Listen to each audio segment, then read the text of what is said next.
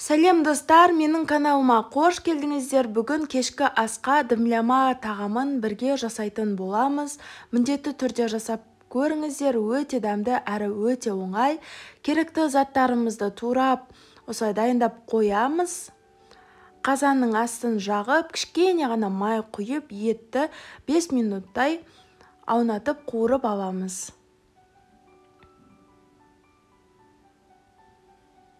Кішкене қуырылса жеткілікті.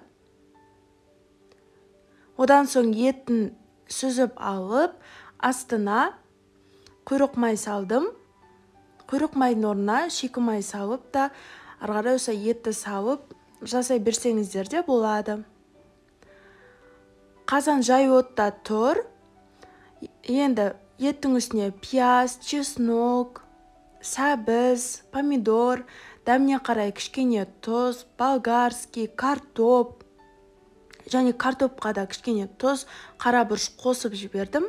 Дәміне қарай болгарский, барлығын осылай рет-ретмен сала бересіздер. Мінекей пияз, және кішкене сетибили қосып жібердім.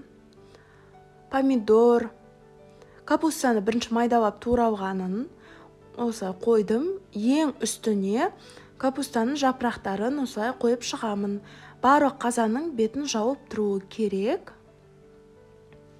Одан соң капустаға деп кішкене тұз сеуіп,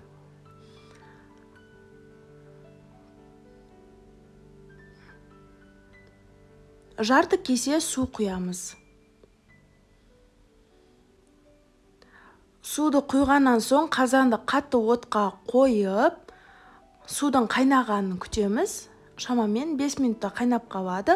Қайнағаннан соң астын жай қойып қазанды 1,5 сағат қуырасыздар. Менде жылқы еті болғандықтан мен ұзағынан бұқтырдым. Яғни жай отта өзі тамақ пісе береді. Өте дәмді әрі өте оңай, ерекше дәмді болып шығады. Міндетті түрде осы тамақты кешкі асқа жасап көріңіздер. Ас болсын. Міндетті түрде маған тіркеліп, лайк баса кетіңіздер. Көп-көп рахмет.